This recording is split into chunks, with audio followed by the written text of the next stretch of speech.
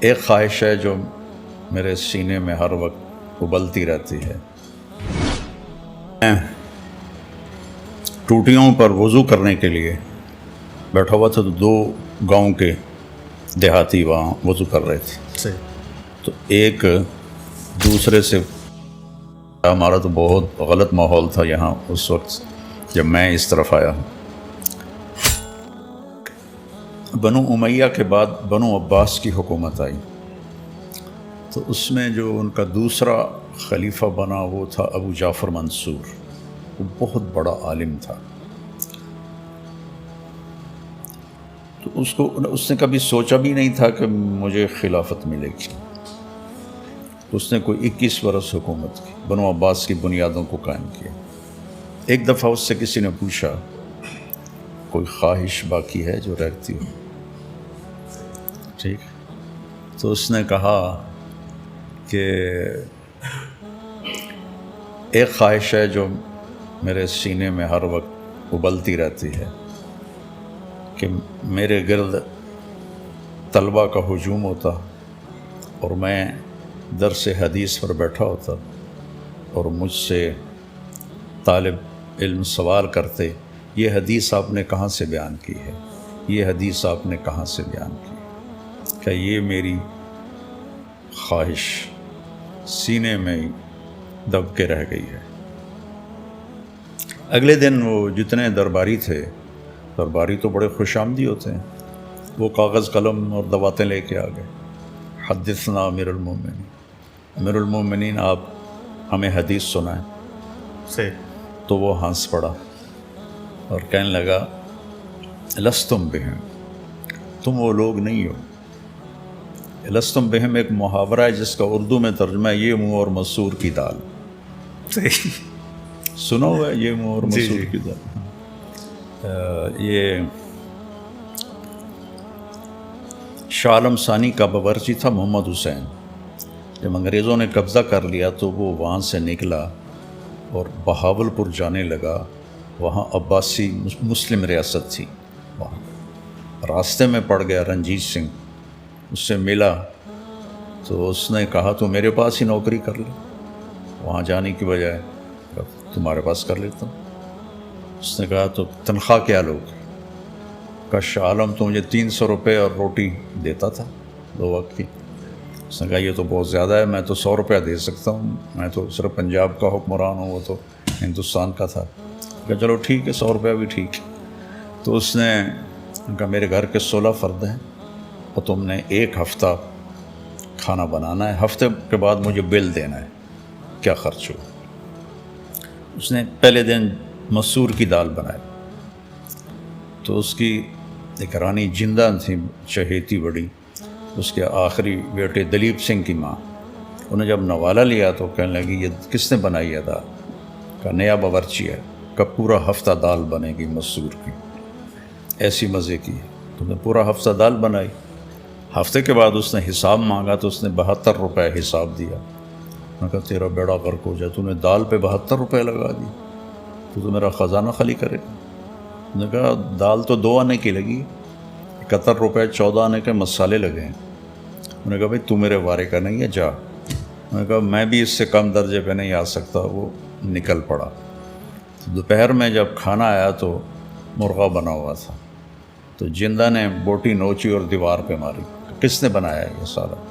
کا نیا باورچی ہے. کہا تو محمد حسین کدھر ہے؟ کہا اس نے اتنا خرچہ کر دیا تھا. انہوں نے کہا جو بھی ہے اس کو واپس لاؤ. تو اس نے پیچھے آدمی دوڑایا تو یہ جو لاہور سے نکلتے ہوئے بھائی پھرو ایک جگہ تھی جس کا آج کل نام پھول نگر ہے، یہاں پر وہ پکڑا گیا. انہوں نے کہا چلو تمہیں مہاراج بلاتے ہیں. انہوں نے کہا یہ منہ اور مسور کی دال، جاؤ میں نہیں جاتا. اور ان سے الجھ پڑا اور مارا گیا، واپس نہیں گیا. تو ابو جعفر نے کہا یہ منہ اور مسور کی دال، تم وہ نہیں ہو، وہ اور لوگ ہوتے ہیں. انما هم الدنسۃ ثیابهم، ان کے کپڑے میلے ہوتے ہیں. المشققۃ ارجلهم، سفر کر کر کے ان کے پاؤں پھٹے ہوئے ہوتے ہیں. الطویلۃ شعورهم، اور سفر کی وجہ سے ان کے بال بھی بڑے ہوئے ہوتے ہیں. رواد الآفاق، وہ دنیا گھومتے ہیں، کبھی یمن میں، کبھی شام میں، کبھی عراق میں. کہ یہ ہیں حدیث کو نقل کرنے والے، تم تو سارے خوش آمدی آ گئے ہو۔ تو جو ابو جعفر کی خواہش تھی نا، وہی میرے دل میں ہے جو پوری نہیں ہوئی۔ میرا ذوق علمی تھا بہت زیادہ، میں نے کتابوں کو زبانی یاد کیا تھا، حدیثوں کو یاد کیا تھا، اور میرا شوق تھا کہ میں درس سے حدیث میں بیٹھوں، حدیث پڑھوں۔ میرے اللہ نے میرے مقدر میں پھرنا لکھا تھا، کیونکہ میرے اس وقت جو فیصلہ کرنا تھا وہ میرے استادوں نے کرنا تھا کہ مجھے کیا کرنا ہے۔ یہ تو میں بتا رہا ہوں 82 کی بات، جب میں پڑھنے سے سال لگا کے فارغ ہو گیا، تو انہوں نے میرے بارے میں مشورہ کیا کہ اس کو تبلیغ میں ڈال دیں، تو میں نے سر جھکا دیا۔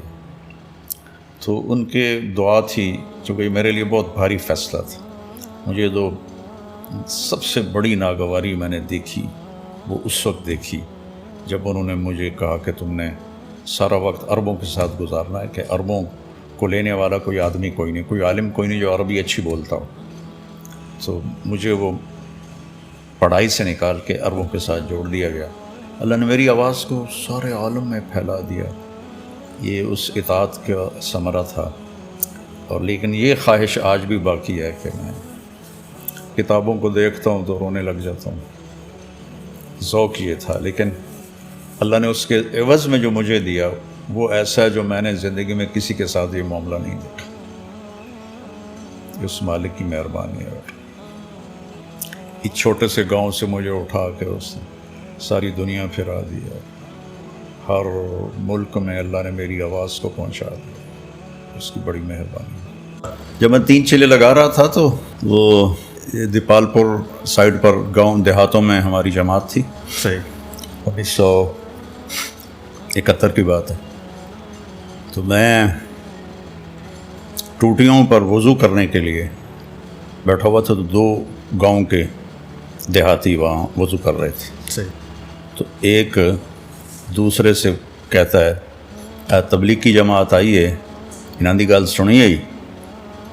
وہ کہتا نہیں میں تو نہیں سنی۔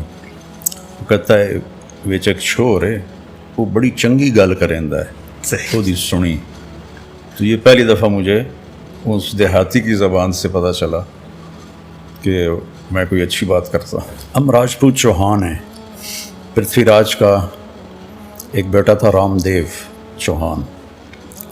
جب پرتھوی راج کو شکست ہوئی 1191 میں، شہاب الدین غوری رحمۃ اللہ علیہ نے اسے شکست دی، پھر اسے قتل کیا اور چوہانوں کی حکومت ختم ہوئی۔ انڈیا میں سب سے لمبی حکومت چوہانوں نے کی ہے، 600 سال۔ 600 سال کسی خاندان کی حکومت نہیں ہے۔ تو یہ واحد راجپوتوں کی شاخ ہے جنہوں نے 600 برس حکومت کی۔ تو ان میں سے اس کا ایک بیٹا تھا رام دیو، وہ خواجہ معین الدین چشتی رحمہ اللہ تعالیٰ کے ہاتھوں پہ مسلمان ہوا۔ تو ہم لوگ اس کی نسل میں سے ہیں۔ ہمارے آباء و اجداد وہاں سے بیکانیر اجمیر سے، پتہ نہیں کب جب وہ رام دیو مسلمان ہو گیا تو وہاں سے شفٹ کر گیا۔ تو وہ پہلے جو اس پنجاب میں ان کی آمد ہوئی ہے وہ اکاڑا میں ہوئی ہے، کئی سو سال پہلے۔ پھر وہ یہاں آئے اور یہاں جنگجو لوگ تھے، انہوں نے تلمبے پہ قبضہ کر کے اپنی حکومت بنا لی تھی۔ اور پھر اس کے بعد اکبر، جلال الدین اکبر نے جب ملتان فتح کیا تو اس نے تلمبا بھی فتح کیا اور ہماری حکومت ختم ہوئی، لیکن ہم یہاں کے سب سے قدیم باشندے ہیں۔ وہ رات کو بیٹھتے تھے سارے، ہم چھوٹے چھوٹے بچے، تو اس وقت کا جو سوشل میڈیا تھا وہ سارے مل کے بیٹھتے، کوئی ایک ان میں بڑا بیٹھ کے کہانیاں سناتا تھا۔ تو ہم وہ ان سے شوق سے رات کو کہانیاں سنتے تھے، اس میں وہ سگریٹ پیتے تھے، تو بڑے تھے ہم چھوٹے تھے، تو ان کو دیکھ کر مجھے شوق ہو گیا میں بھی پیوں۔ زندگی ایک موٹر وے نہیں ہے کہ جیسے ہارٹ کی ECG ایسے ایسے چلتی ہے نا، زگ زیگ، تو لائف بھی اس طرح چلتی ہے، اس طرح چلتی ہے۔ اس میں دکھ بھی آتے ہیں، پریشانیاں بھی آتی ہیں، خوشیاں بھی آتی ہیں، ولادت بھی ہوتی ہے، موت بھی ہوتی ہے۔ تو زندگی کی اصل تو جو خوشی اللہ نے رکھی ہے وہ جنت میں رکھی ہے، اور زندگی بھی اصل اللہ نے جنت میں رکھی ہے۔ یہ امتحان کی جگہ ہے، یہاں ہر آدمی کوئی نہ کوئی مسائل فیس کر رہا ہوتا۔ تو میری زندگی شروع سے ہی سفری بن گئی، 11 سال کی عمر میں لاہور چلا گیا، والدین نے بھیج دیا، تو وہ ایک بڑا مشکل مرحلہ تھا۔ پھر جب اللہ نے مجھے اس راستے میں شہرت دے دی تو شہرت کے اپنے مسائل ہوتے ہیں، بہت زیادہ بعض لوگوں کی طرف سے تکلیف پہنچتی ہے، تو وہ پھر میرے ساتھ بھی ہوا، مسلسل ہوا، اپنوں سے بھی غیروں سے بھی۔ یہ تو اللہ نے مجھے ہدایت دی، میرا فائدہ ہو گیا۔ بالکل اللہ نے مجھے ہدایت دی، مجھے اس راستے سے ہٹایا۔ ہمارا تو بہت غلط ماحول تھا یہاں اس وقت جب میں اس طرف آیا ہوں، تو جانگلی علاقہ ہے، جانگلی سے مراد ہے لوکل، صحیح، مائگریٹڈ جو تھے وہ پھر بھی کچھ سمجھدار تھے، وہ تو بالکل ہی دین سے بھی نابلد تھے اور دنیا سے بھی۔ حکمت ہے کہ صبر کرو۔ صبر ایمان کا وہ جزو ہے جیسے جسم میں روح ہے، روح نکل جائے تو ڈیڈ باڈی ہے انسان، 1 منٹ نہیں 1 سیکنڈ میں وہ ڈیڈ باڈی ہوتا ہے۔ تو صفات ایمان میں صبر روح کی طرح ہے، بس صبر زندگی سے نکل جائے ساری صفات ڈیڈ ہو جاتی۔ تو کوئی سوال کرے تو اس کا جواب ہوتا ہے، کوئی اعتراض کرے تو اس کا جواب خاموشی ہوتی ہے۔